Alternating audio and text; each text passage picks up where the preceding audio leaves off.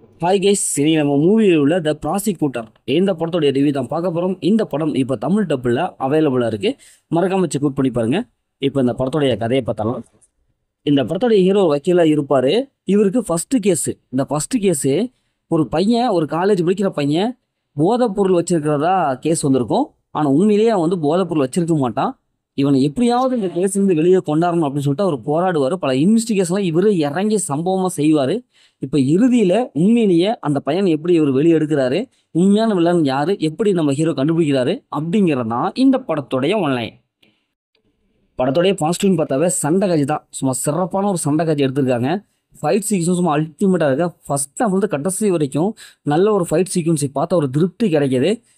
அதேமாதிரி படத்தில் நிறைய கோர்ட்டு சீன்லாம் நிறைய வரும். அந்த கோர்ட்டில் எப்படி வாதாடுறது, எப்படி ஆர்குமெண்ட் பண்ணுவாங்க, அவங்க ஸ்டைலில் எப்படி ஆர்குமெண்ட் பண்ணுவாங்க, அதெல்லாம் போர் அடிக்காமல் அப்படி சூப்பராக கொண்டு போயிருக்காங்க. ஸ்க்ரீன் பிளே பொறுத்தவரைக்கும் ஃபர்ஸ்ட் ஹாஃப் வந்து கடைசி வரைக்கும் நம்மளை ஓரளவுக்கு நல்லா என்கேஜாக வச்சுருக்காங்க. எல்லா கேரக்டரும் நல்லா சிறப்பாக எழுதி எடுத்திருக்காங்க. ஹீரோடைய கேரக்டர் ஆகட்டும், மற்ற கேரக்டர் ஆகட்டும், எல்லாத்துக்கும் வந்து ஸ்பேஸ் கொடுத்துருக்காங்க. குறிப்பாக வில்லனை வந்து பயங்கர ஸ்ட்ராங்காக காமிச்சிருக்காங்க. அதனாலே இந்த படத்தை பார்க்கலாம்ப்பா, அடுத்தடுத்து என்னப்பா நடக்குது அப்படிங்கிற ஒரு சூப்பரான ஒரு உணர்வை இந்த படத்தில் கொடுக்குறாங்க. படத்தோடைய பியூஜியம் பொறுத்தளவுக்கு நல்லாவே வந்திருக்கு. அதே மாதிரி சினிமோட்டோகிராஃபி, கேமரா ஆங்கிள்லாம் சும்மா வேற மாதிரி ஒரு ஸ்கிரிப்ட் எழுதி எடுத்திருப்பாங்க போல. ஏன்னா கேமராவிலேயே அந்த படத்தை கொண்டு போயிருக்காங்க. கேமரா ஆங்கிளுக்காகவே அந்த படத்தை பார்க்கலாம்ப்பா அப்படிங்கிற அளவுக்கு செம்மையான ஒரு சினிமோட்டோகிராஃபி கொடுத்துருக்காங்க.